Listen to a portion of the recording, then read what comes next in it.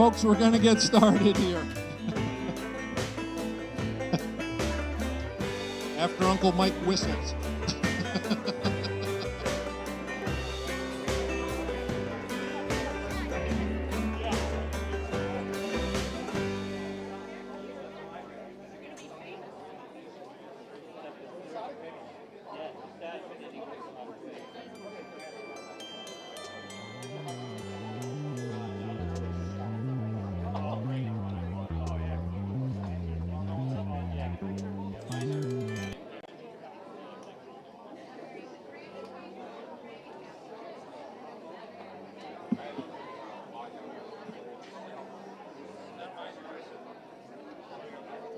Am I on, Tom? Can you hear me? Okay. All right, folks, if you want to work your way to a seat, that'd be great.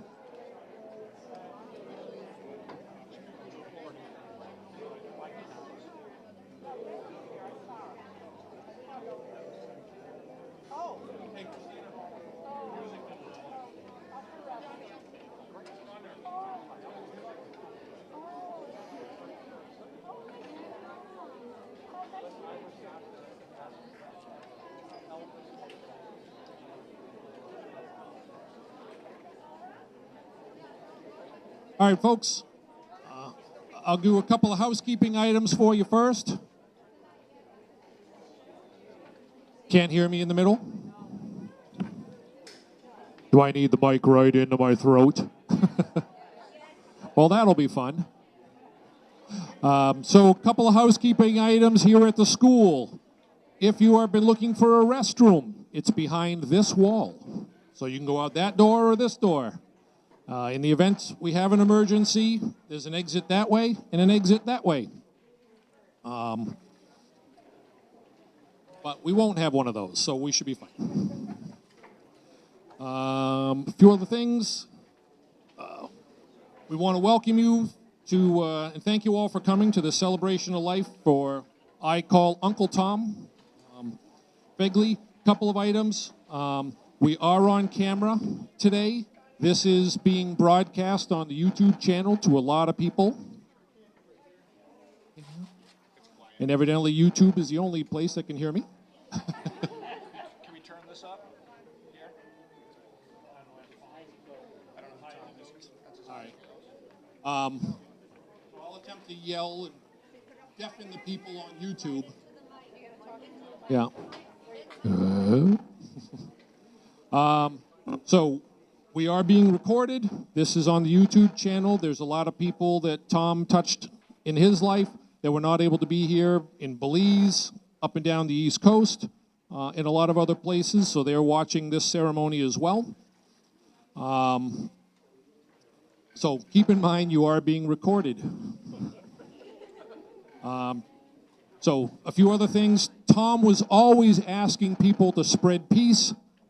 In that memory, he would bring us every now and again a rock with the word peace painted on it to go in our gardens. My wife Christina and one of her friends painted a ton of those, and they are in the back corner for people to take today and spread peace wherever you go, in the gardens or someone else's house. There's also a table of Tom's jewelry in the back, mostly earrings.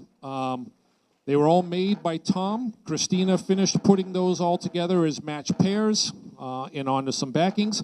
So please, take one or two of those to remember Tom or give to a friend.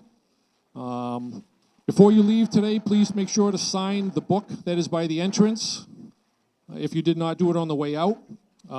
This book here is a collection of Tom's poetry and songs that will be on the front table if you have not had a chance to look at some of his other artwork other than paintings. And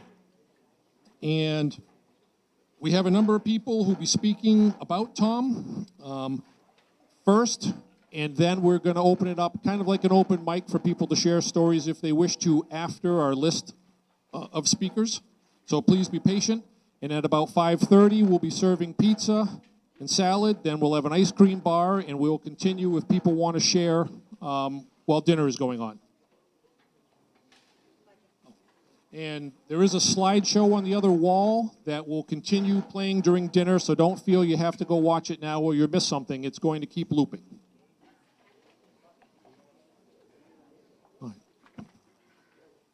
So we thought we would start this out tonight. First, I'll introduce myself. My name's Chris Gamache, and I am Tom Feagley's nephew.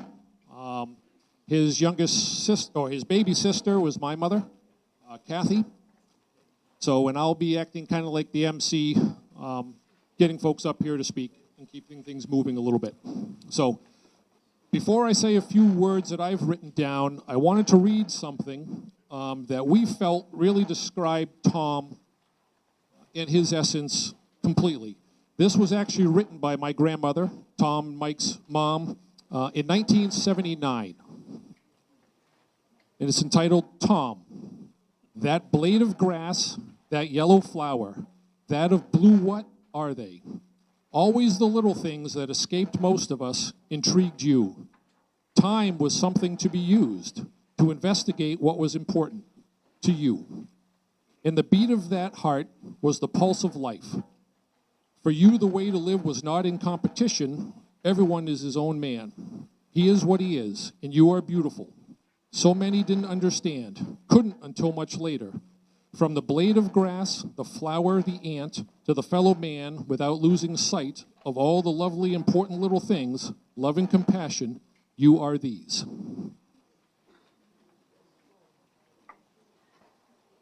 So, whether Tom got his art creative juices from my grandmother, probably. So, I'm going to do this just so I can read without having to look through the mic. So, as I said, my name is Chris, and Tom Feagley was Uncle Tom to me. Tom was always the wild card at family events growing up. His arrival and departure time was his own and never based on a schedule. Phone calls would go unanswered for a week or two, then eventually get returned when he came back from a protest or retreat, or after he was bailed out. My most significant memories of Uncle Tom are actually from the last 30 years. He spent increasing time with us after my mother, his baby sister, passed away in 2002, and then more time after my grandmother, his mother, passed in 2008. Tom took a cross-country trip with our family in an RV in 2015. During that trip, he tried to get copper sheeting while dumpster diving at the University of Notre Dame and put it into our RV. He figured we could resell it and pay for our gas.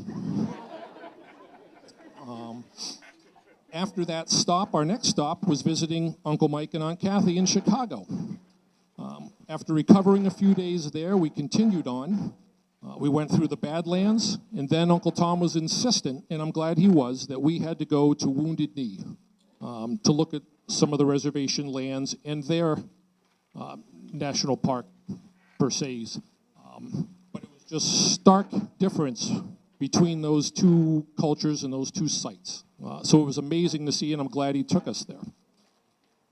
He left us shortly after that. He went to Rapid City and took a plane, which is an additional story that I believe my daughter will elaborate on when she comes up a little bit, but there is no such thing as a simple story with Uncle Tom. Tom later joined us in Ireland, and on our first night in Dublin, we were told, don't leave your bags in the car if you're anywhere near the Guinness brewery, because the cars get broken into. Well, we all took our bags out, except for Tom. The next morning, our car had been broken into, and everyone had their bags except Tom. I can only imagine the look on the face of the thieves when they opened up the backpack to see what they had got. From there, we went to the Cliffs of Moher for Tom to revisit where he had been in 1978. He did some more drawings. We were at the Blarney Stone. We were in Galway. We left him at the Dublin airport, assuming he would be fine.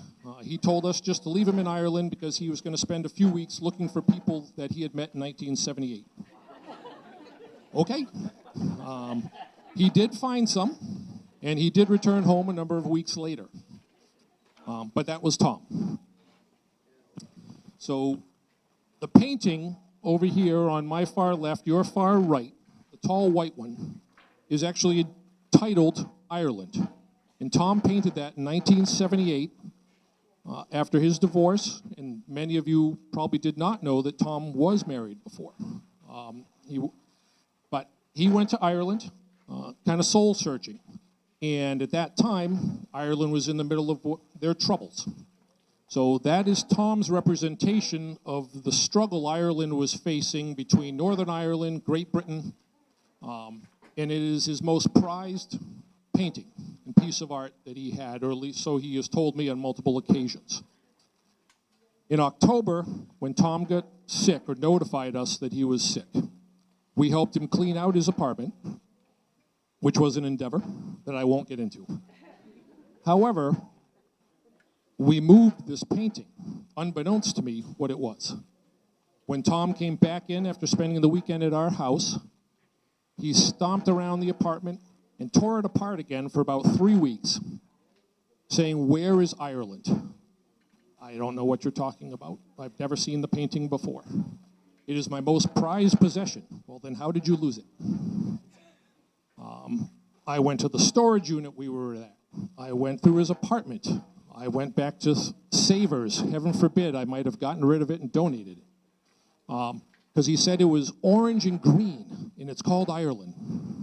Okay, I'm looking for a landscape. I looked for a long time. And finally, I was visiting him at his place one evening, and he goes, well, and every time I was there, he said, well, look around, decide what you want to take. Don't really need anything else. He goes, well, what of my artwork do you want? I said, you know, there's one you've got in the bedroom here. I just emptied out the storage unit. I said that I think's really cool, and I'd love to have it because it's different than a lot of the other paintings we have from you. He goes, well, bring it out. I bring it out, I turn that around, and he screams, Ireland! And my response was, that's that effing painting I've been looking for? I was looking for a landscape. So we found Ireland, and it has not left his bedside since. But despite how challenging the last few years, and specifically the last 9 months, were with Tom's health, the plus I'm taking away from this endeavor is that we learned a lot more about him. He would always come back and tell us of the stories of where he was protesting. You know, was he at the White House chained to a fence? Was he in some other town this time? You know, his travels to Belize or somewhere else. And who he worked with at Bread of Life, who he did the Black Lives Matter with, something else, those were just stories. But through all of this in the last few months, those stories have come to life because we've actually met and talked with most of you. We've heard stories about how Tom touched your life and what he meant to you. So that has really enriched what memories I have of Uncle Tom. And I thank you all for sharing those in your past with him with us, because it has helped us. And despite how difficult this has been with Tom's passing, it has actually become much easier for us because we've learned a lot more about him and the man he was. So thank you for all your stories and sharing. Tom was a colorful spirit, and his spirit and memory will continue to live on as long as we all do something a little colorful every day. This is not how you normally go to a celebration of life in a bright orange shirt, but it was only appropriate for him. So I will conclude my comments with that, and I will ask Tom's older brother, my Uncle Mike, to come up and say more than a few things.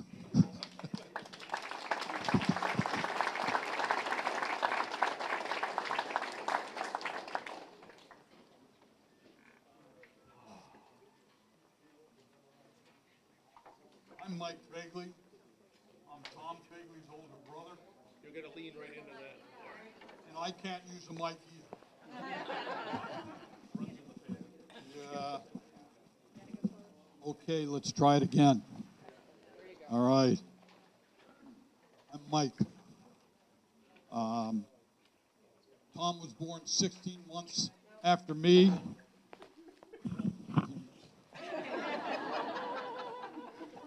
So he and I were 1 year apart all the way through school, past high school, and into college. I knew him his whole life. When he died 1 month short of his 77th birthday, a little light went out of the world. But I have some Tom stories to tell you from his youth and as he grew into the man he became. Our family moved a lot when we were kids. We were always going to a new town, a new school, meet new people. Tom hated it. He didn't like being the new kid in school or the new kid in town. And he said it made him feel confused and lost. Tom, for the rest of his life, had a special place in his heart for those who were new to a town or new to a school or new to a country.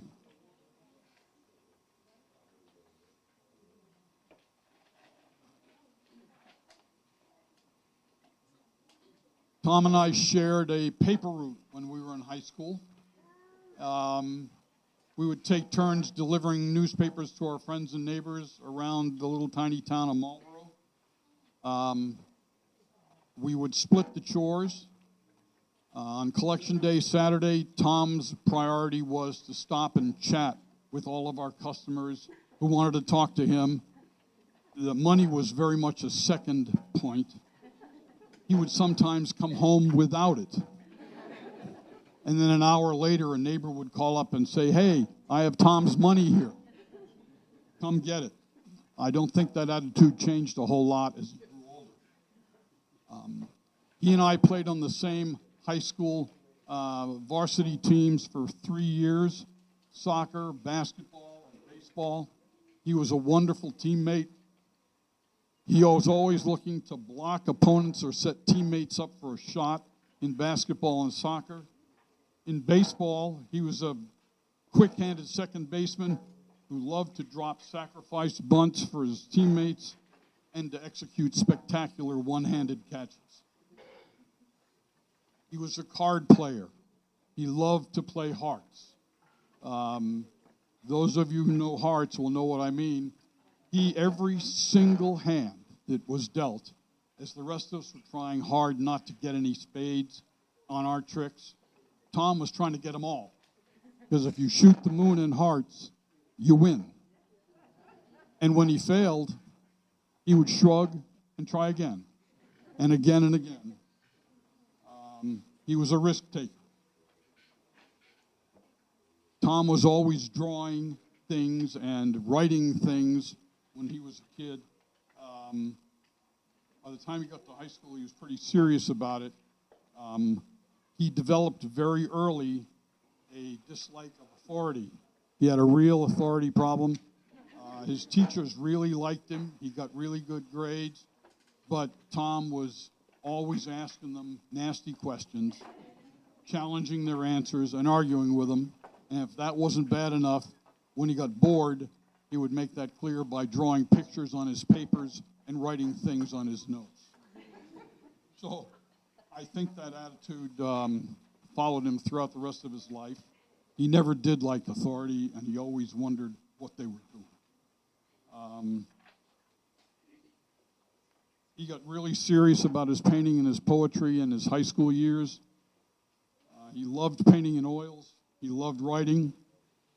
This past month, when we've come to his house and his apartment and started looking through his stuff, we found more than 200 framed oil paintings and drawings, not framed, stretched, and more than 70 poems and songs. You see some of them here today, as Chris mentioned.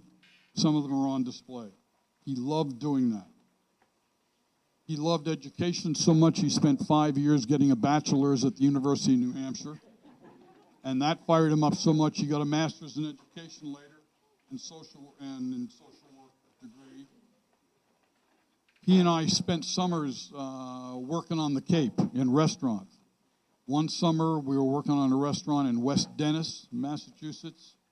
I got a terrible sunburn, and Tom fell in love with the really pretty salad girl. They were married for 9 years.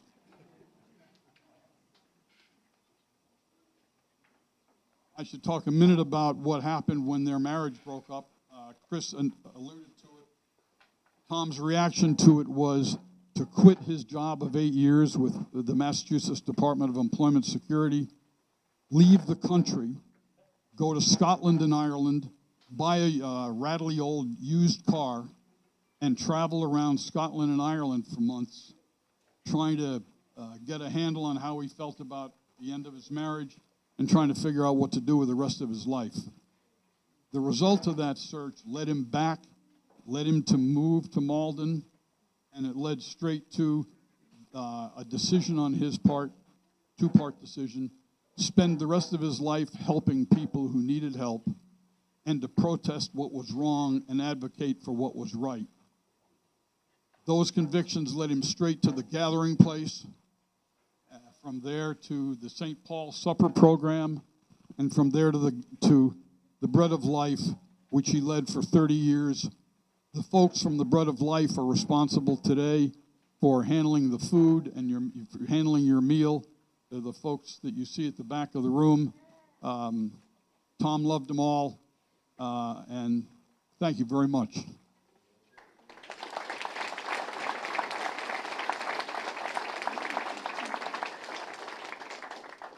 Chris mentioned his lifelong commitment to protests, demonstrations, vigils, advocacy events, and the like.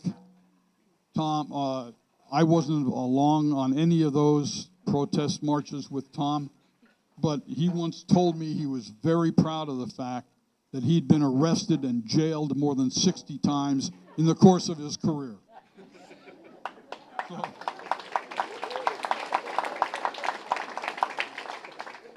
you know, for a guy who didn't have children of his own and was unmarried for most of his life, he had a huge, huge family of friends and relatives, many of who are here today, and thanks for coming. Tom loved the outdoors. I just have random memories of him. He loved the outdoors.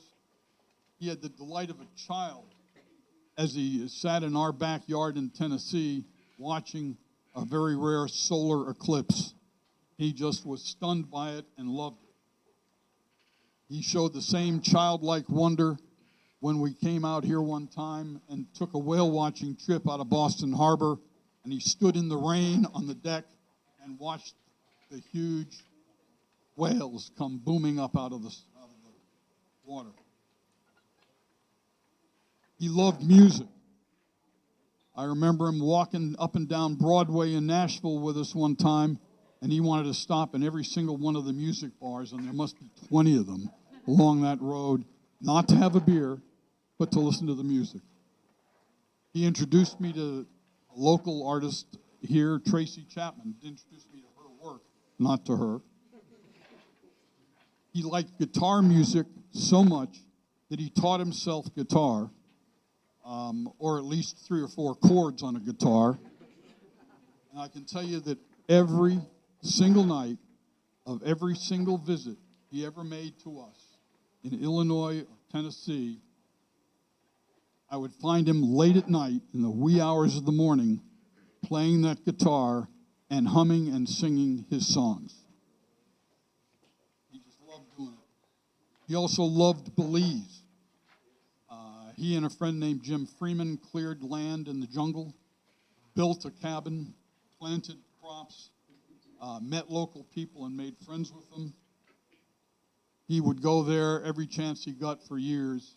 He was there last fall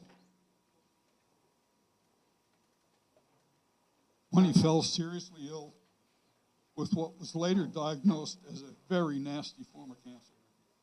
He dealt with that terrible disease with courage and determination. He told everyone he was going to beat it. By force of will, he held it off for nearly a year before succumbing this year on Cinco de Mayo, where he slipped away quietly and peacefully in his sleep and in his longtime Malden home as he wished. His family and his friends helped him every day in his final months and weeks and days. I leave you with the words that Tom closed every one of his very long and very funny, but sometimes very sad letters that he sent me over the years. And I'll leave these words to you. Peace, love, etc. Thank you.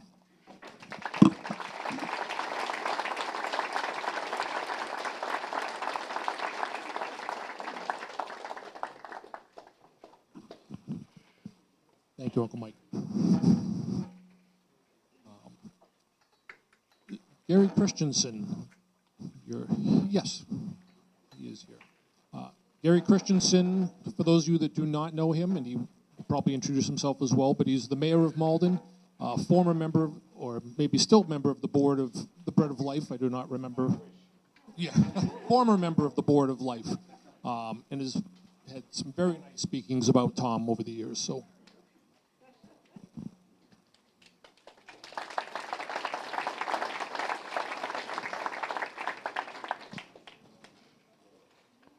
Good afternoon. Again, I'm Gary Christensen, Mayor of the City of Malden, and I'd first like to say about Tom, one thing that I always knew about him is that he didn't want any of us to worry. So in that vein, do not worry about the risk of getting a parking ticket today while you're here. Someone's already asked me when I first came in whether or not they would be getting a parking ticket. But even if they did, you know Tom would say, hey, not only does the city have to cover that cost, but they also have to make a donation to the Bread of Life.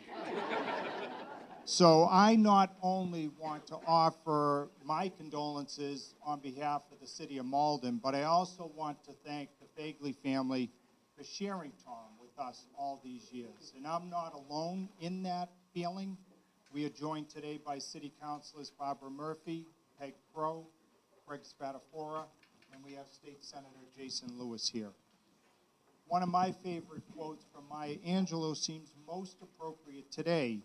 She said, if you find it in your heart to care for someone else, you will have succeeded.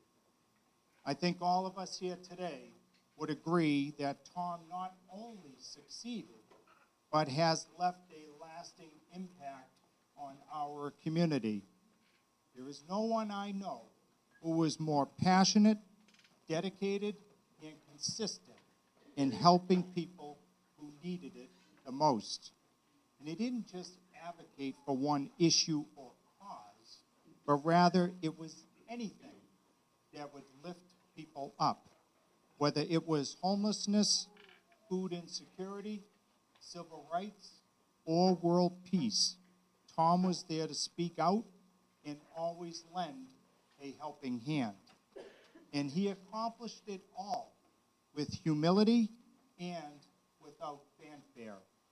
On a personal level, he made such an impression on me that I joined the Bread of Life and later became president of the board.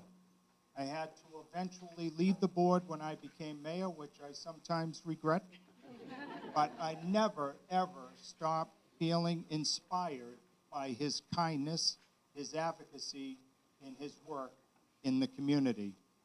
We always think of champions in a national light, but we had our very own locally in Tom Feagley. He has left a lasting impression on Malden that will last into the future.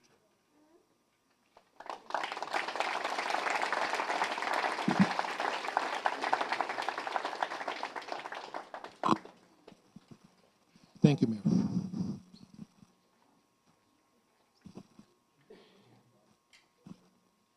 Yeah, Father, I know I've never met you, but I've seen the interviews that you did with Tom and Gabby, and I know the influence you had on him, vice versa, for years. So if you'd like to speak, please.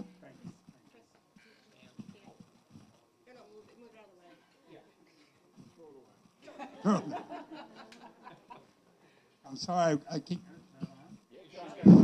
I'm sorry I was here late. I'm glad you're taping this so I can hear all these stories. My name is Father Jürgen Leas. I was the rector of St. Paul's Episcopal Church here in Malden, and in 1981, we for a variety of reasons in our parish, decided to have a Wednesday evening family night. And we had a group of ladies in the parish who called themselves the Cooks for Christ and put on a dinner. And it was all children and families, and we gathered together Wednesday nights for dinner, and then for Christian education, and then for a children's mass that we had at the end. Well, word got out there was a dinner at St. Paul's on Wednesday night, and people started appearing looking for dinners. And I have to be honest, my original impulse was to tell them, sorry, this is a church program. God got mad at me and told me, I'm sending these people to you. Of course, we were dealing with a lot of people with issues, with mental health issues and addiction issues, and we had children. So we wanted to do this right. So I connected with Tom. I knew Tom because he, at that time, was the head of a gathering place, which was a drop-in center as part of the mental health department. And he and I had gotten to know each other a little bit. So I asked him to come to St. Paul's and train our team of cooks and leaders and lay leaders and me as a priest how to be responsible and loving and attentive and welcome these people. And so that was the birth of Bread of Life. But it was also the beginning of a wonderful, precious friendship between Tom and myself.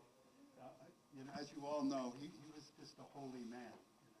I mean, he was the kind of person, if you'd lived in the 12th century, it would have been St. Francis.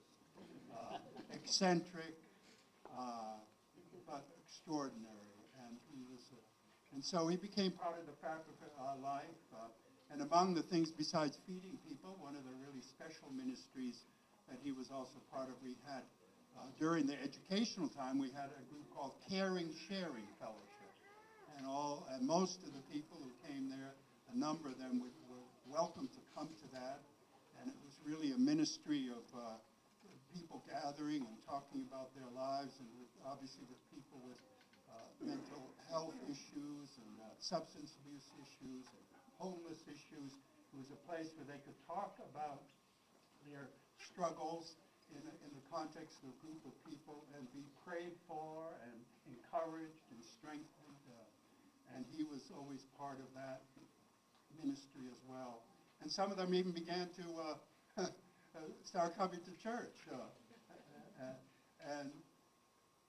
It's funny, of course, people are always, especially with St. Paul's, was right at the end of the Orange Line. In those days, the Orange Line had just arrived in Malden. And so we were the first church that would knock on their door looking for money. Now, Jesus said, you refuse no beggar. But the Bible also said, if you don't work, you don't eat. So I had a plan. I never said no to anyone. But I would give them work to do. I'd have them clean around the church and do things like that. It didn't always work out that well. I remember one fellow I had, he was vacuuming the rugs in the main parlor at the church, and he was working diligently doing, but I noticed he never plugged in the vacuum cleaner. But I paid him anyway. But it was that kind of life that God blessed us, Jesus said, in the poor, you meet me. And that was certainly true in that ministry. And of course, it grew and other churches got involved. And I remember the first, at one point, the Jewish community at Christmas said, can we put a Christmas dinner on for the people? And God just blessed that ministry, and it became, as it is today, one of the most beautiful and powerful ministries to the poor here in the North Shore. And Tom is the heart of it, and was the heart of it. And as a Christian, I believe, of course, he's still alive in the Spirit. So he's still with us and praying for this ministry. So thank you, Tom, for all your blessings.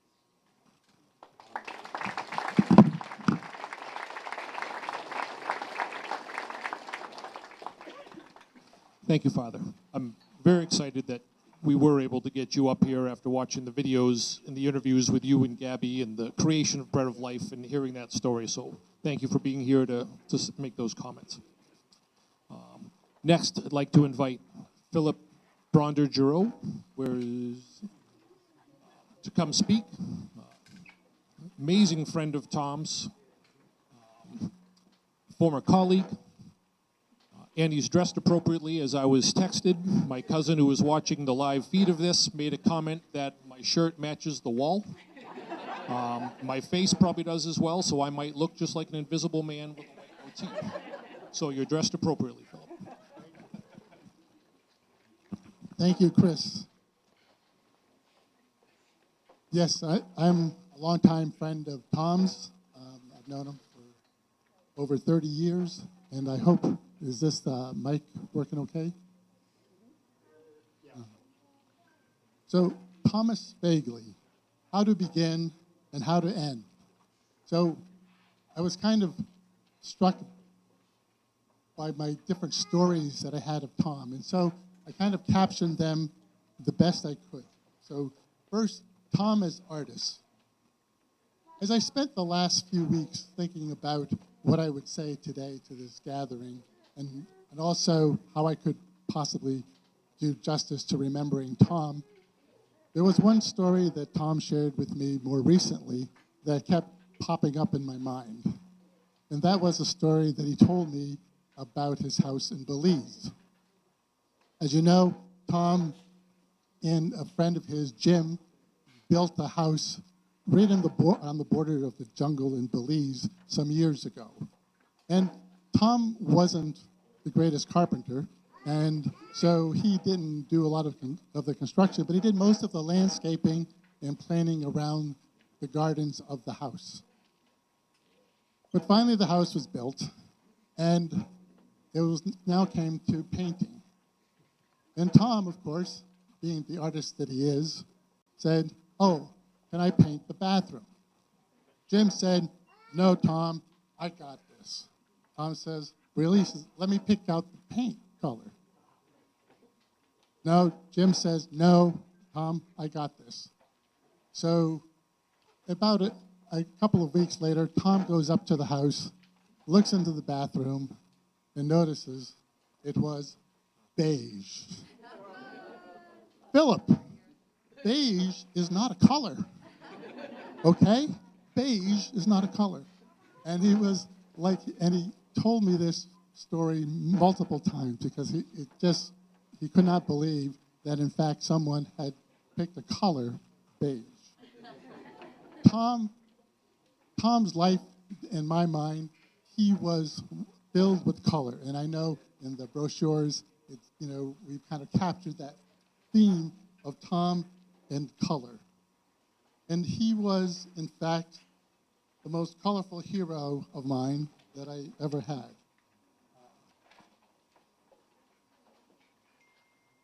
Tom was a peace activist, as many of you know. Not everyone knew this side of Tom.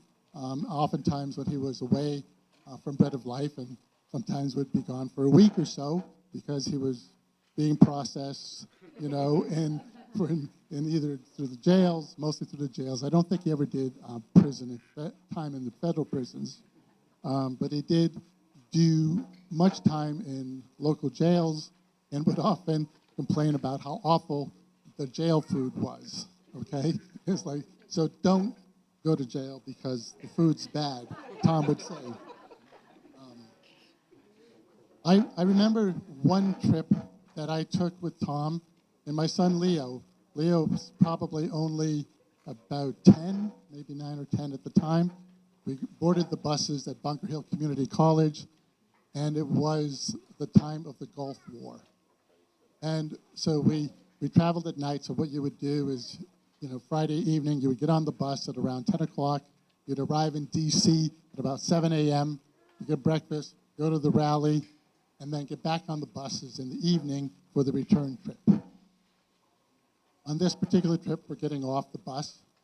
Tom leans over to me and says, "Bill, if I'm not on the bus, it's okay." Of course, Tom was not on the bus ride back. The following day, on the Sunday Boston Herald, on the front page, is a picture of Thomas Feagley being arrested at the White House, climbing the fence. And so a few weeks later, I came across Tom and I said, "Tom, what's with the White House? He says, Phil, he says, 10 years ago, I would have been over that fence.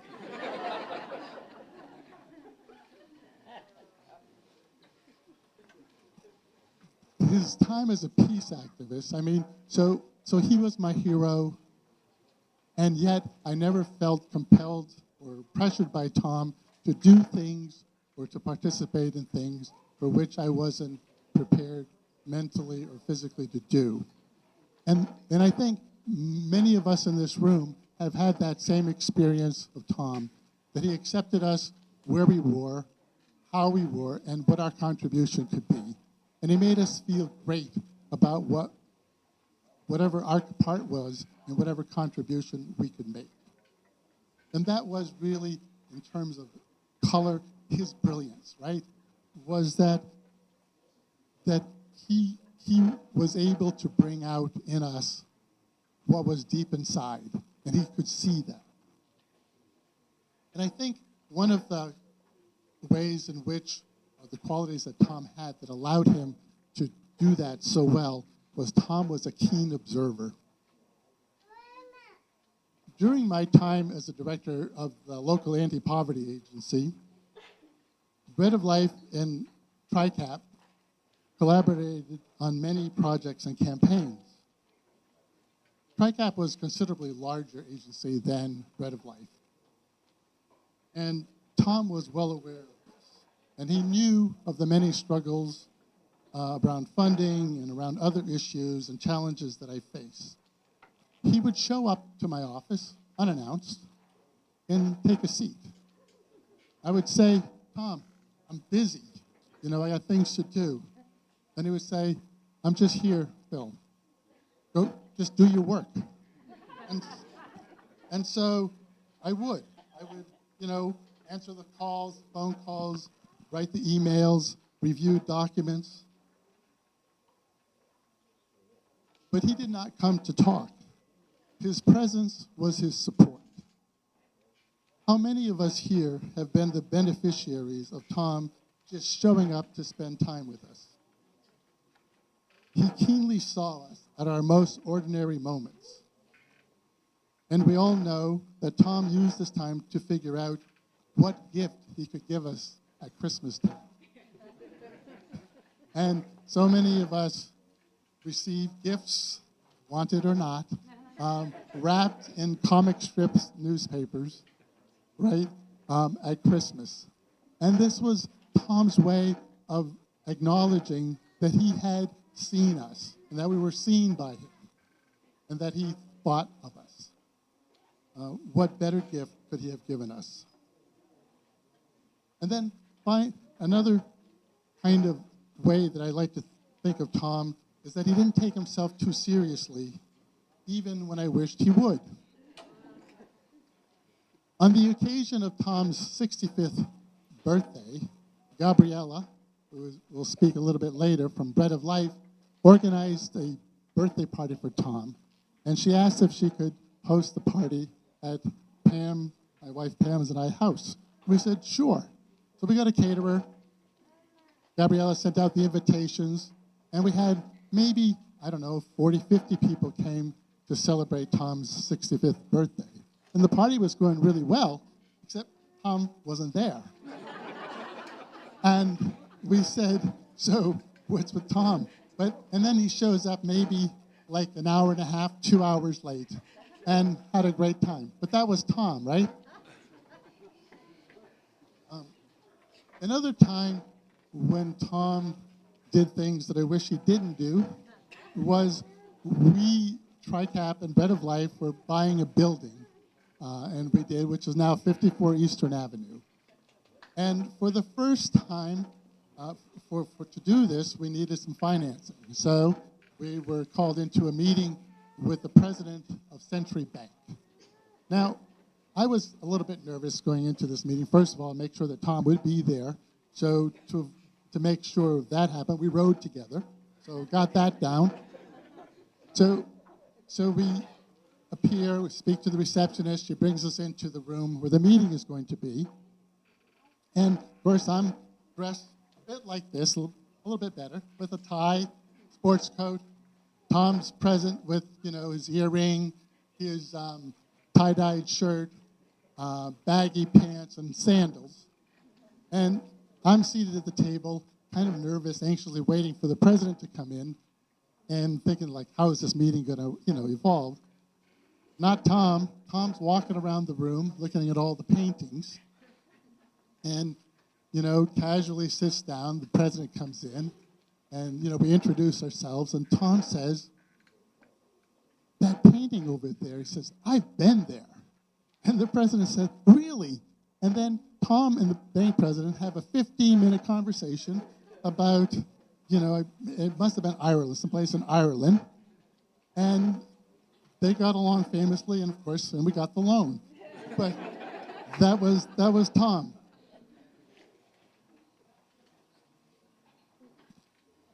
I was asked to say a little bit about Tom's final journey, right? Which, as we know, probably some of you know, some of you don't know, after Tom returned from Belize in June of 2022, so about 7 months ago, almost 8 months ago, many of us who saw Tom at that time knew he did not look well and was not doing well. And despite our encouragement to him to seek medical attention, he didn't go for quite some time. Finally, in the middle to end of September, he did go to see his primary care. They requested some tests, and then he was determined to have had stage 4 gastrointestinal cancer that had already spread to his liver. So the prognosis was not good, and they told us that Tom probably would live for 4 to 6 months. Ended up living for about 7 months. But in between, they said, we can give you chemotherapy, and that will at least moderate the effects of the cancer. And it was remarkable that it did. Tom, with that, was able to really enjoy, I think, and be with friends and family for those 6 months in a way that would not have been possible without the chemo. I want to share with you just a couple of his text messages to me during this time. So I was his healthcare proxy and went with him, I believe, to all but 3 medical appointments during this time. September 29th, this is Tom now, spoke with Cambridge Health Alliance doctor. Throat issue might be a sign of cancer. I need to have a CT scan. Such great fun. October 1st, Tom had just dropped off some pulled pork at my house, and I invite him to join us. He responds, wish I could join in the feast, but my body won't allow it. October 4th, tomorrow have appointment at Everett Hospital. Any chance I can hitch a ride? My life's become full of medical gigs, CAT scans, other tests. It'd be nice to know what caused my afflictions. That scary, weird guy in Belize with the big grim Reaper tattoo who put her hex on me said he'd take me to El Diablo. I am clearing lots of stuff out of kitchen cabinets. Want anything? It's hard not eating solid food. I still puke a bit, drink 5 to 6 high-energy calorie cocktails. When all of this is in the rear mirror, I may decide to drink a celebratory beer or wine or rum. Eat ice cream.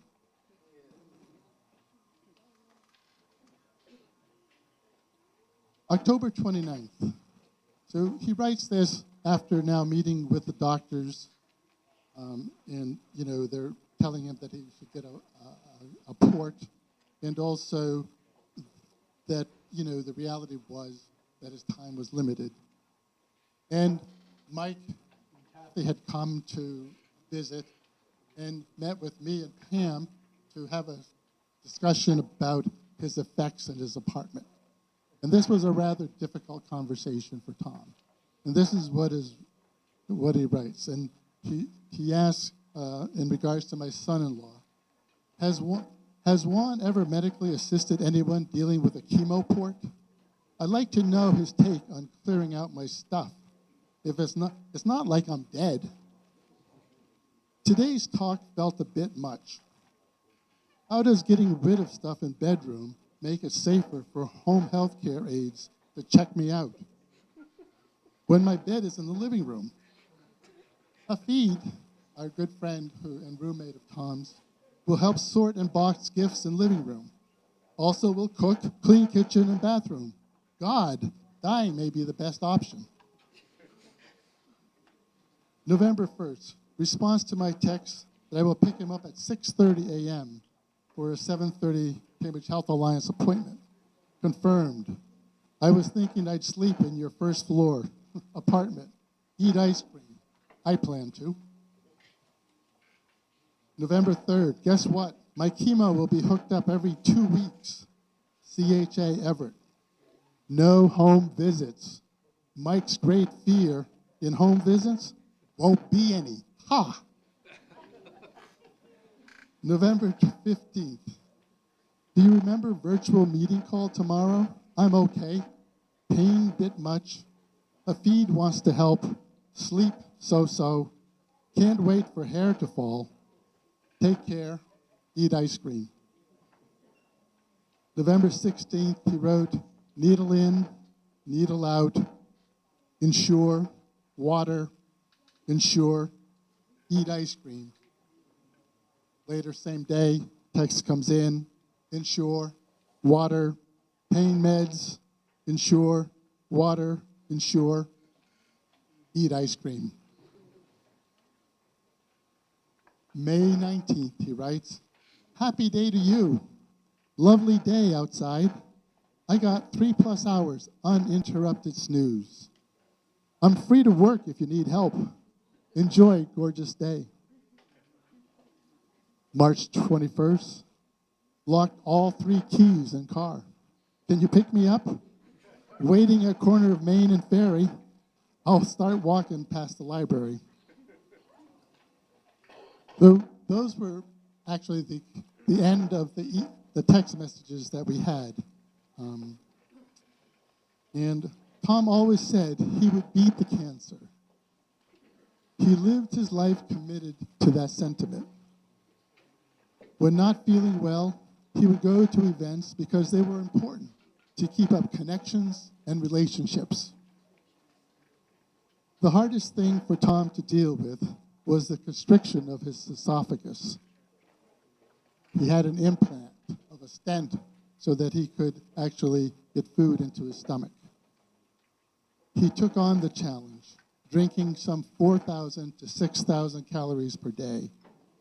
When eating out, he didn't follow the directions of the doctor, so we would go to breakfast, and I would suggest, oh, I believe they make smoothies here, Tom. That'd be great. He invariably would order the breakfast sandwich and chew it really well and swallow.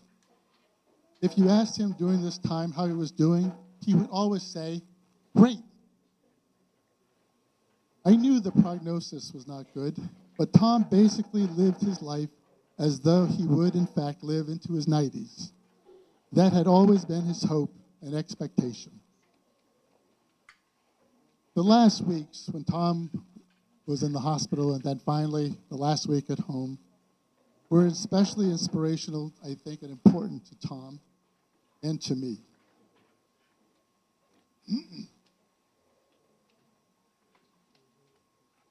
So many friends came, shared stories and songs. Excuse me. You know who you are. You visited, you called. You sang, you loved him.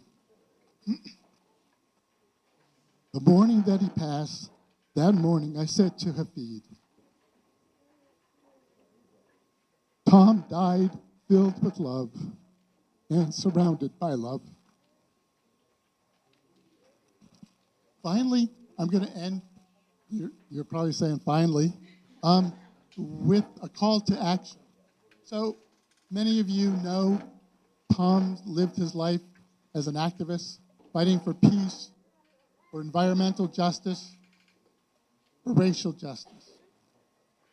So if you can find it in your heart to contribute to any one of those, please do that, and please continue. One of the final legacies of Tom is that some of us in Malden have been doing a witness, a Black Lives Matter witness, on Wednesday afternoons from 5 to 6 p.m. Tom started this witness solo, then I joined him. First we did it on Ferry Street next to Walgreens, and now we do it every Wednesday in front at the corner of Main Street, Salem Street, and Ferry Street. It would be great if you could find it in your heart to join us. We're down, having lost Tom, now there's Ken, Bernadette, and I mostly who are there. So if you find it in your heart to honor Tom's memory in that way, that would be wonderful. And also, eat ice cream. Thanks.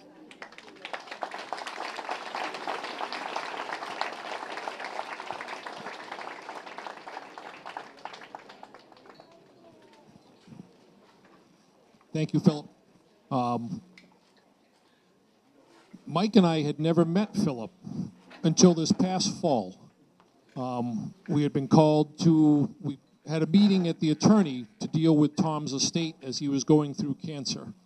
And he talked to Uncle Mike and I, and he goes, well, my healthcare proxy is going to be my friend Philip. And they said, well, you probably need an alternate. Well, Philip's wife, Pam, will do it. And I remember looking at my Uncle Mike saying, I don't even know who these people are. But we've been blessed by having them become part of our family and our life. And Philip and I have spoken almost every day since that time. So thank you for everything you did for Tom, Philip.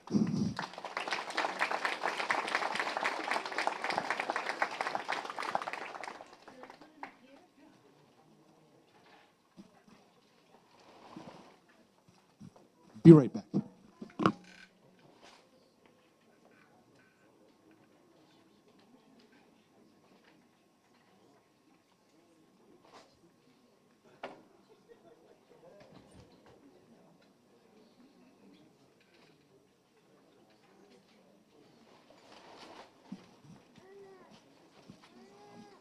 Our next speaker is Frida Berrigan.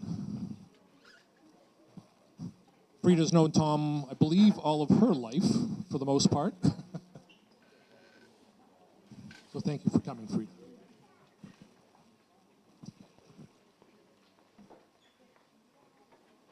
Well, a hard act to follow with all of these stories and memories of our friend Tom, and I guess I and some of the others who are here are the reason that Tom would ever think to leave all of you here in Malden and go away, because he came to us, to the Atlantic Life community, to the Jonah House community, to the Witness Against Torture community, to get arrested all those times and to climb all those fences. And so if you've been arrested with Tom Feagley, I invite you to stand right now. Go ahead, Scott, Sheila, Jane, Hockey. Yeah. So a few of us, took the day off from scaling fences. No. I just wanted to share a few words, and I can smell the pizza in the background, so I won't go on too long. But Tom, I definitely count myself among Tom's children, right? Like Tom's offspring, and I felt like he treated me like a daughter or a niece, and what a beautiful thing to be loved by him in that way. He also loved my uncle, Daniel Berrigan, the poet and priest. And Dan gave our family this great gift, and it was called the Go Round. Perhaps you're familiar with it. So everybody goes around and says something in turn. And Dan, when we were gathered as family or sort of wider community, would always kind of call us to pause in the middle of just the milling and the chit-chat for a go-round. Come on, let's have a go-round, he would say. And why don't you tell us what's giving you hope right now? And so each of us in turn would share. And we'd know that we were done talking when he would get a little, and it was your time to wrap up your hope and turn the baton on to the next person. But it was a lovely way of attending to one another and attending to one another's hearts. And I share this because my mom, Liz McAllister, loved the go-round. And she loved Tom Feagley. And so one Christmas, a small circle of us, my brother, my sister, and I, other members of the Jonah House community, were sitting around chit-chatting after dinner, and Liz said, let's have a go-round. But instead of hope or love or whatever, kind of big topic, the topic of the go-round was, tell me why you love Tom Feagley. Be specific.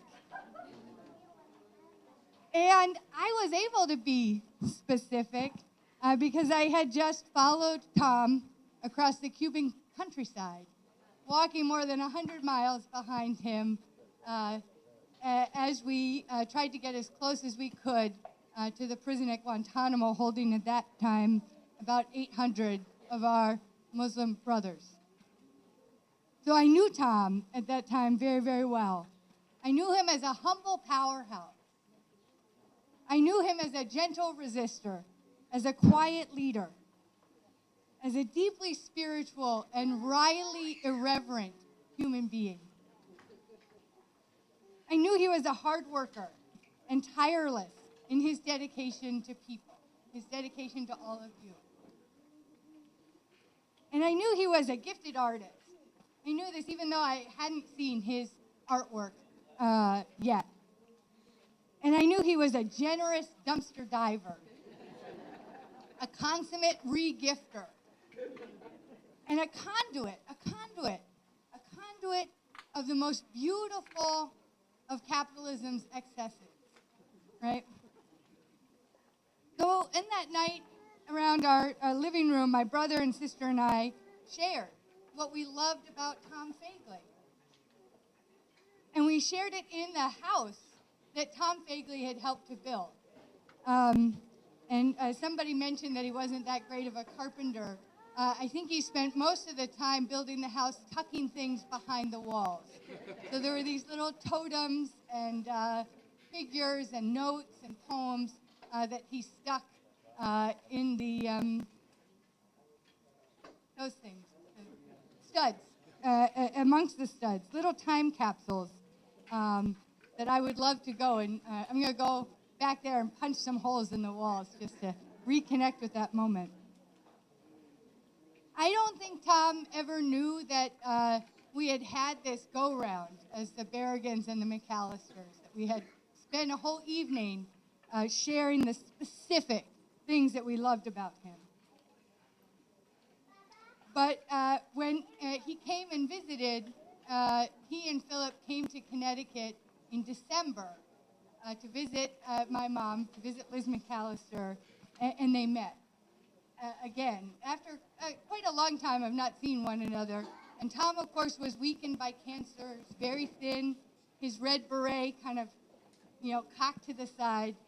And my mom was also weakened, but differently, because she has dementia and her memory is quite gone. But despite that, they connected. They connected in this deep, deep way. And she knew him, and knew him in a way that she sometimes doesn't know those of us she sees every day. And they laughed together, and they shared mutual appreciation in this deep love. And for the whole rest of my life, I will be so grateful for that December morning, and grateful for Tom Feagley's friendship. And we're here together in this room, celebrating him and carrying out our own version of Liz McAllister's go-round. What specifically do you love about Tom Feagley? And so we're here to remember him and celebrate him and express our gratitude for the gift. Like, what a gift this man was in each of our lives. So I'm so happy to be with all of you. Thank you.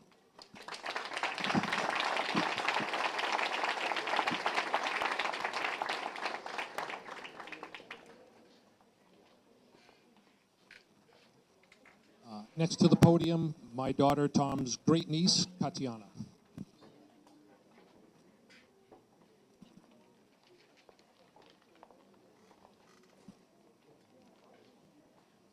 Hi, I'm Katiana.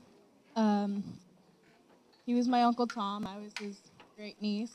And as we called him in my family, Gut. So in my family, we called him Gut for Great Uncle Tom. He did not like that nickname. He's someone I wish really everyone could meet. And sorry, I am going to try very hard not to cry. He always had the biggest heart, and he showed that every day. Best example I can really think of is on our trip to Ireland. We were just walking down the streets of Galway, and he saw a woman struggling to put on her coat, and he just went up and started helping her. She was a little freaked out. Luckily, she spoke English, and Chandra was able to explain to her that he was just helping. He always gave us very unique gifts, as I'm sure most people knew. It never came in the box that it showed. My most memorable gift, I don't know if it's my favorite, but definitely the most memorable, was a giant purple bird puppet. And it's not, of course, a normal stuffed animal, but me and my cousin loved playing with this thing. And it definitely did not come in a box that showed a giant purple bird puppet. And everyone knows Tom. He's always full of stories, and he makes sure you have plenty of stories to tell to others. I always love telling stories about my crazy hippie Uncle Tom who was arrested 67 times. Some of my best stories is, like my dad mentioned, we went on an RV trip a couple years ago across the country, and in the Badlands, we were admiring the view and just thinking how beautiful it is, and he threw deer poop at us. And I know I managed to avoid it. I don't think Chandra did. And on that same trip, I think this was near the Badlands too, we were driving, and there were donkeys on the road, and we're amazed and like, wow, this is so cool. A couple minutes of driving slowly through that, and we realized Uncle Tom was no longer in the RV. We did not notice him get out several minutes beforehand just to go out and pet the donkeys, and we had to stop and pull over and go looking for him because he was far enough behind that we could no longer see him. And also, as my dad mentioned, that very same trip when he was going back on a plane, the security officer asked him before he went through the metal detector, is there anything in your pockets or bag that's going to set off the alarm? And he goes, hold on. I think there might be. So we go over to a little cafeteria, and he empties out his bag and his pockets. I don't remember everything he had, but I know there were several pocket knives, and the biggest, craziest thing was a giant old railroad spike, which we were like, how? And we ended up having to put it in Chandra's pocket, which put a hole through it. But he did manage to get on the plane without having to be escorted out by security. So, whether it's a trip across the country or to Ireland or just hanging out here, he always made everything really fun and interesting. On a different note, Uncle Tom, of course, was very much into the arts, and he always encouraged me in the arts. I used to be very big into drawing and painting and writing stories and poems, and I was always excited to show him my poems. Every time I saw him, I became more inspired to write, even if it had been a while since I'd written. My favorite one to show him was a poem I had written about my spirit animal, which we shared, the turtle. And of course, I had to get a turtle tattoo like him. His is much cooler than mine, though. And even though, of course, he's not here anymore, to see me the rest of my life and to see everything I do, I am still so happy that I got to have him at my wedding, which he wore a bright neon yellow shirt to. And he got to meet my first child, who, like him, is very, very particular about chocolate versus vanilla everything. And like him, she will only drink the chocolate protein shakes. So now there's about 4 giant boxes of vanilla that have no use. And I know where I feel he's probably here with us now, and he's probably with his sister, my Nana, and his mom, my Gigi. And they're gonna see me grow the rest of my life and get to watch my kids. And I'm gonna try and live my life every day.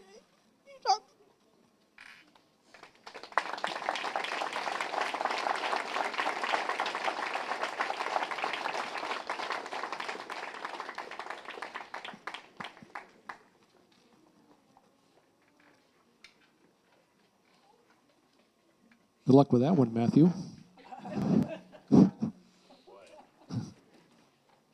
One of Tom's nephews, Matthew Feagley, would like to speak as well.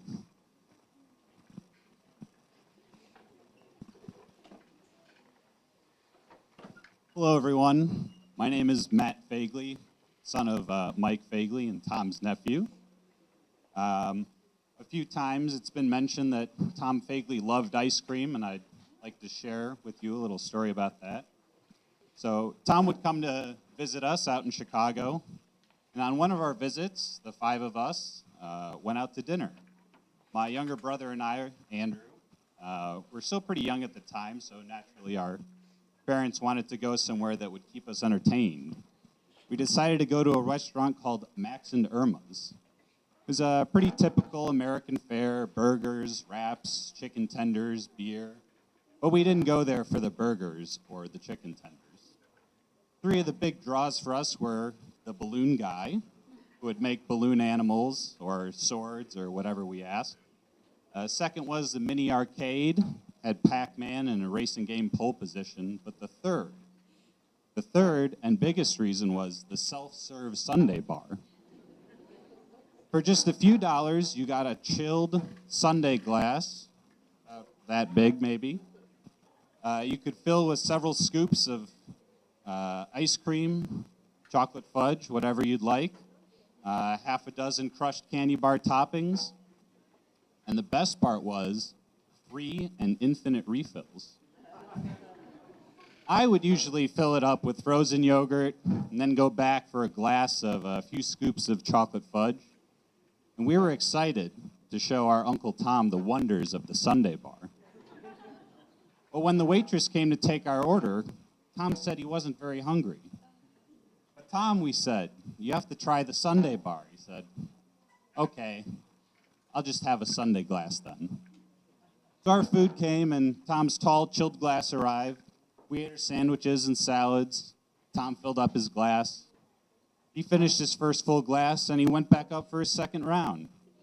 We asked, are you sure you don't want to order some food? He insisted that he wasn't very hungry and that he was fine with just ice cream. Well, he finished his second glass and got up, we assumed, to go use the restroom. But he came back with a third full sundae. We were all impressed. 3 full sundaes was something we had never seen even attempted. But then Tom got up and returned with another full glass. Surely he wasn't going to finish the full thing, we thought. Well, he proved us wrong. By the time we left, he had filled and eaten 5 full ice cream sundaes. On his last trip to the sundae bar, we asked the waitress, have you ever seen anyone do that before? She said no. Tom stood alone. Thus, Uncle Tom cemented his legacy in our minds as king of the ice cream sundae bar.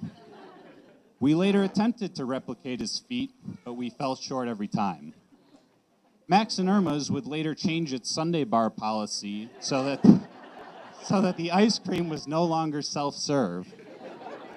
I can't help but think that the legend of Tom Feagley had something to do with that. Thank you.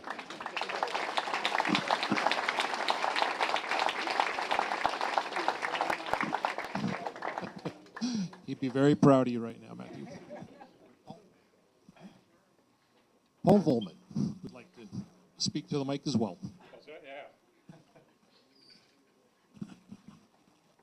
Hi, my name's Paul. I'm Kathy's brother, one of her 4 brothers, Mike's brother-in-law. And I've got a few memories of Tom. I've met Tom on a few occasions, but one in particular that I like to make mention of is we would have a family outing, golf outing every year. My mother's side, cousins, aunts, uncles. And one year Tom was in town, so Mike invited Tom to come along. And Tom wasn't a golfer, as many of you know, but he was more than, accepting to an invitation to be social at a family event. So this was one occasion where he did not wear his tie-dye. He dressed somewhat appropriately for the golf course, had an outfit on, and essentially spent the day walking the course as we were golfing. So we would see Tom now and then as he would pop in and out of the woods, wherever he would be. Well, Tom's mission that day was, as many of people mentioned, he was a collector. So Tom decided to collect golf balls in the woods.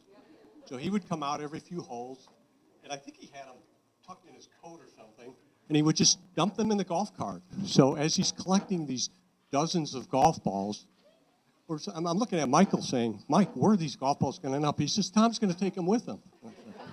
You know how that is. He's not taking the golf balls with him back to Massachusetts.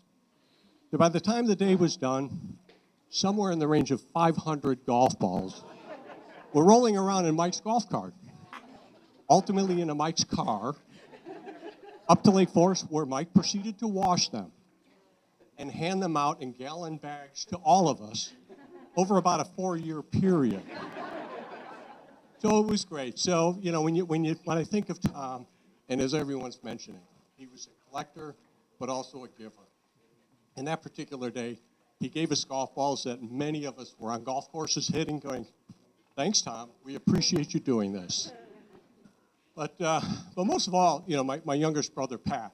So he basically, one of the things that he lives his life about is life being about the story. And as we're all here today telling stories and remembering each other, that's really what it's all about. What meaning and what stories people bring to our lives to bring us happiness, bring us things to laugh about and enjoy with each other. And again, on that day, Tom is legendary. It was probably 15 years ago, and we still talk about it to this day. So Tom, thank you for that memory.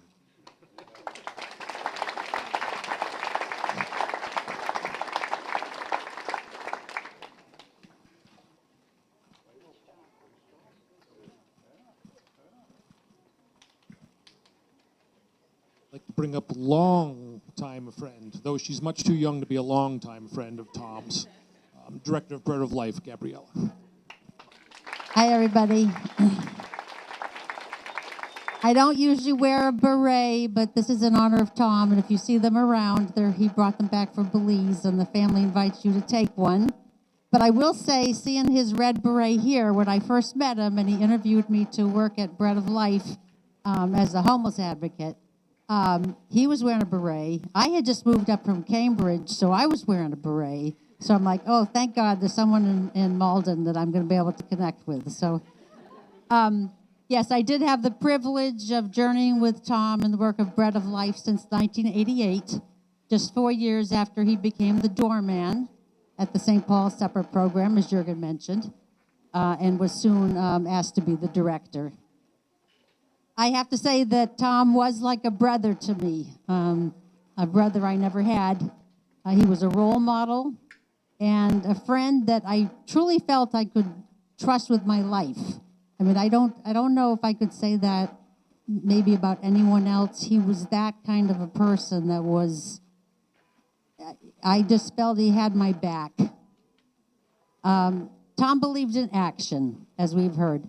He had no use for lip service. He was humble, pure-hearted, scrupulously honest, and self-sacrificing.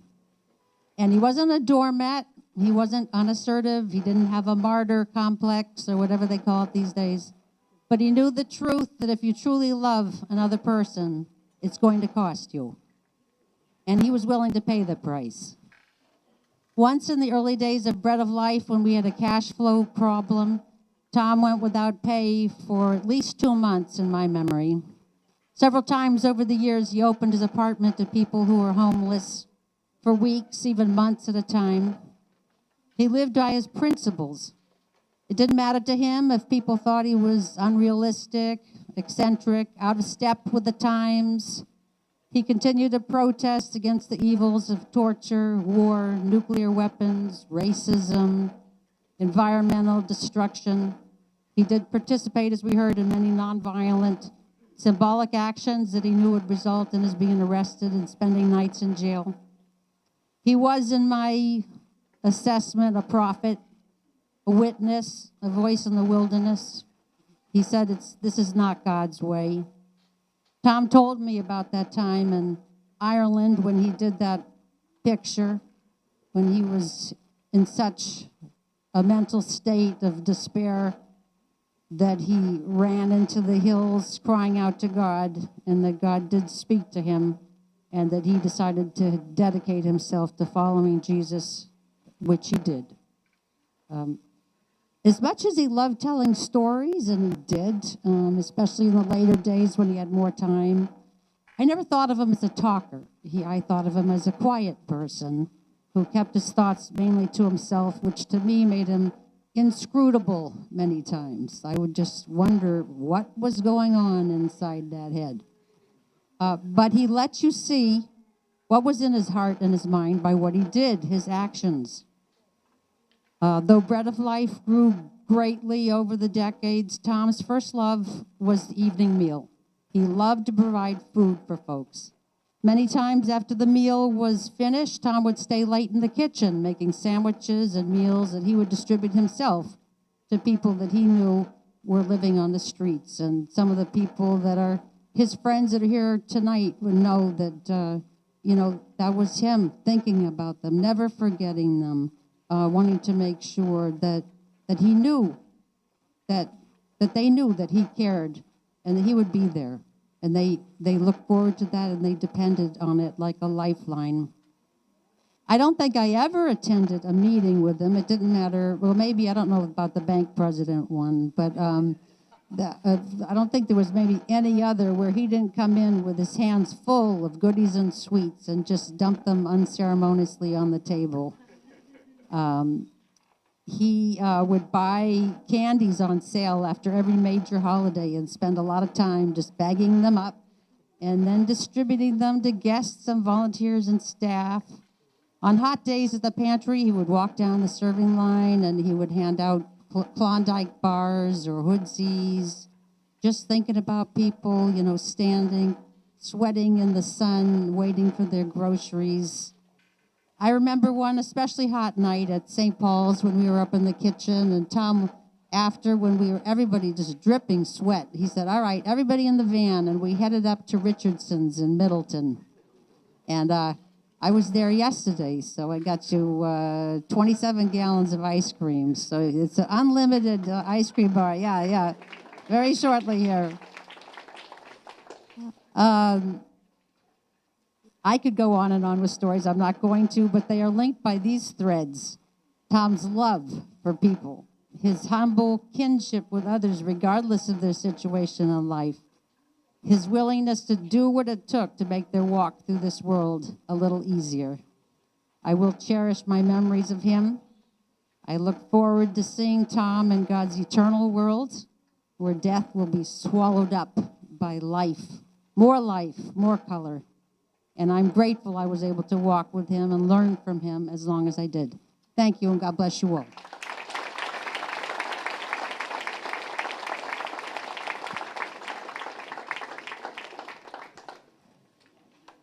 We will have one more speaker, and then we will break for our pizza and salad dinner, during which time we will have the mic available once people get settled so that more people can share stories. But Rewen.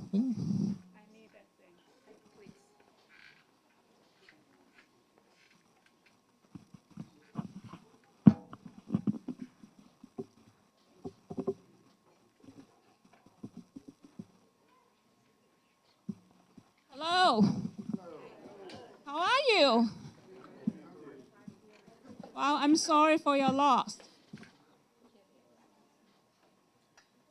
My name is Wee Won, and Tom has adopted me.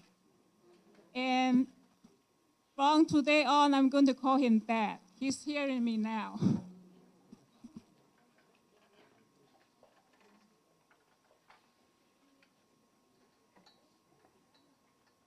But when Tom was sick, I was dealing with my personal health issues, and there was some news going on in September last year. And I regretted that I was unable to see Tom as much as I would like to. In 1993, 30 years ago, I immigrated from a poor family in China with my 2-year-old daughter. She's here. And very poor, with 2 luggages and middle school education. I never thought of going to college and prepared to be a waitress all my life. In 1995, I was fired from an $8 per hour job and living in an attic in Malden. I went to Bread of Life to take dinners and met Tom. Since then, Tom was my go-to person of all my troubles and problems. 28 years ago, Tom came to my attic, and he was very impressed by the size and asked if I needed a friend. Of course, Tom's friendship, right? And then I said, hey, Tom, I have a lot of needs. I also need a foundation to help me. And then as we spent time together, and I saw that we are so different. We're so different. He loves to give, and I love to receive. He's very spiritual. I was very material, okay? All I thought about was how to survive, right? I was a material girl per Madonna, right? Madonna is who's the singer? He was very humble, and I was very proud. I used to show off a lot, okay? And then I found that he is very honest, and I lie. I used to lie a lot. I found that he was very generous, and I was very cheap. I was cheap with Tom for over 20 years. I was thinking, how could Tom stand me? Not only he didn't fire me, but also adopted me. What in the world is going on in his mind?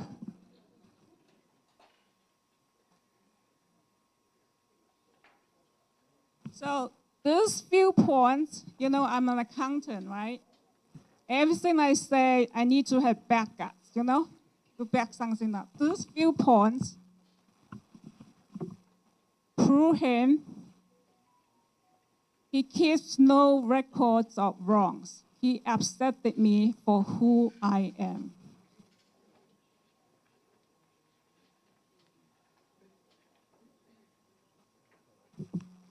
So I have a daughter, and every year he was our Santa Claus. He gave us gifts. Even before he died, he left us gifts with Michael.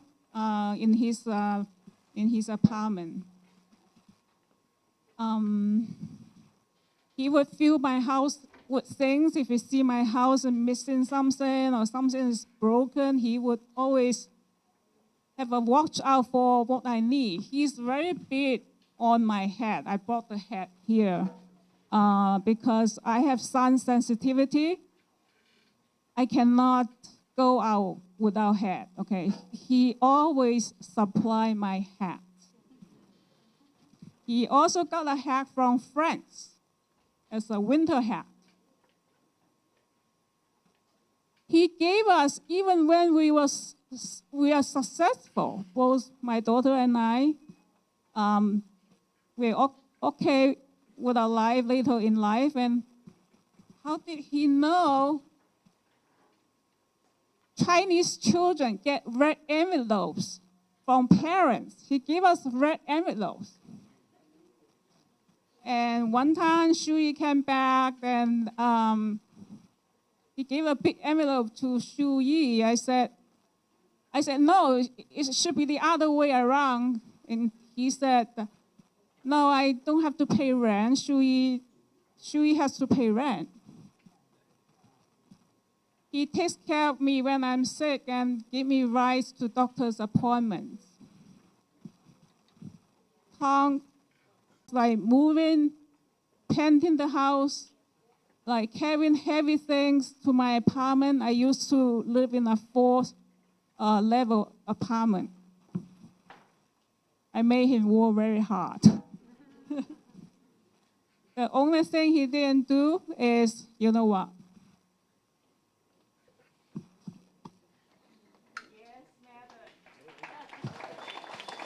Yeah, he was at my service. These few points prove him a very giving and supportive person. From 1995 to 2000, I was working part-time. I was very happy with my $7 an hour job. And I was going to Bunker Hill. And I have homework. My English was not that good, and I needed help with homework and some math, things like that. Well, and one time, I was maybe short of tuition or something. I asked him for a loan, and he lent it to me without any hesitation. He said, put the money to better use. And I thought in my head, no, the stock market is a better investment. And then in my political science paper, there was 20 pages. He stayed up till 2 a.m. to meet the deadline. On my organizational behavior class, I had to present in front of 100 people, and I was very scared. I asked Tom, can you disguise yourself to do the presentation for me? Well, he gave me a big hug, a pat on my shoulder, and said, we won. I have faith in you. These few points prove him my professor and my banker.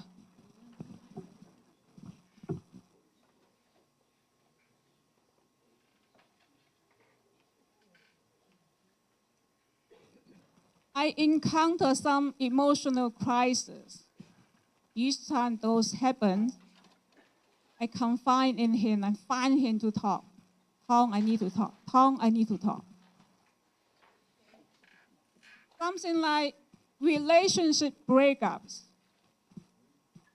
And one time, well, I used to say bad words, right? I told him, Tom, that asshole broke out with me.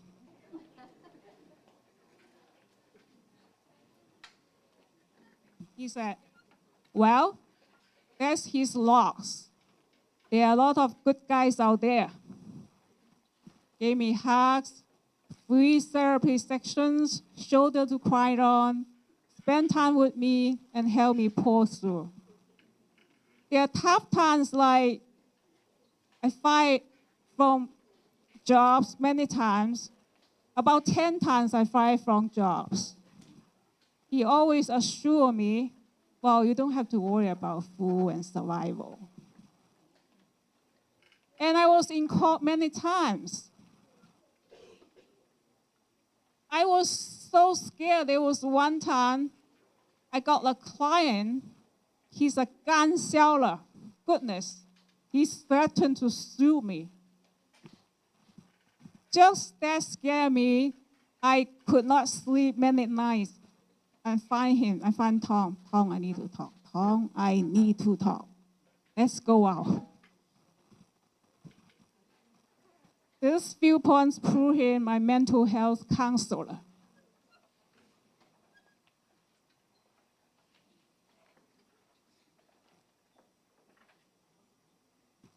With the homework he helped me with, I know he's a very smart man. I know he could have done very, very well in life and could make millions. And I asked him, why did you choose to do this job? What a waste. Waste of talent, waste of IQ, huh? He said calmly, working for the poor always made me feel fortunate and blessed. This point proves him unselfish and sacrifice for the poor. He kept our relationship so pure, father and daughter, friend, and nothing else. He never accepted money from me. Each time I asked if he needed money, he would say, no, I'm good.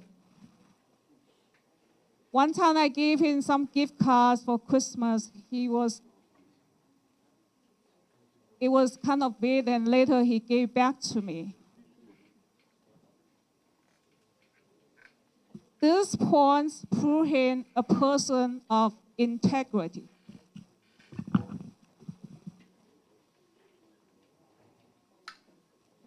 From middle school to college, to CPA, to a CPA business, I credit him with a song. You raised me up. You raised me up to more than I can be. Well, when I called him on Christmas to honor him, he did not take any credit. He said, we won. You did not give enough credit to yourself. You are a strong woman. Yes, I'm strong on your shoulders. This point prove him humble and magical. He changed my life.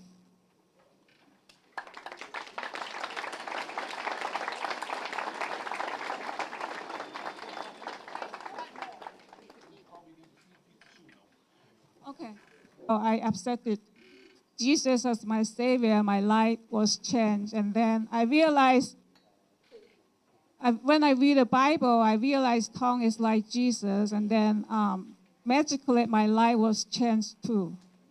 A few years ago, I started to match tongues donation.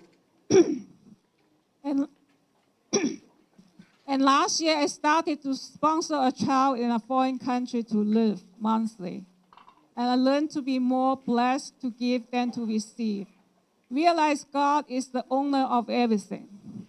My pride is under control. I don't show off as before, knowing that everything I have is from God. I try to be as truthful of the things I say and do. I enjoy sharing the gospel with people via Zoom.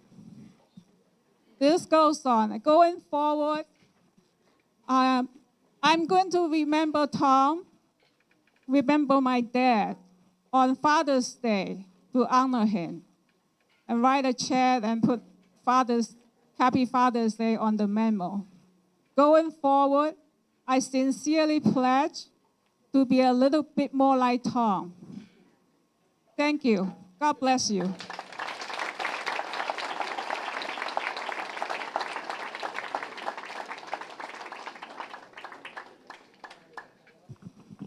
Thank you, Rewen. All right, we will have the slideshow on this back wall that will play throughout dinner. In a short time, when people get settled with something to eat, we'll invite people back up if they would like to share a story of Tom or two. But for now, if you would just gently get in line and go for the pizzas up there. That Bread of Life is generously helping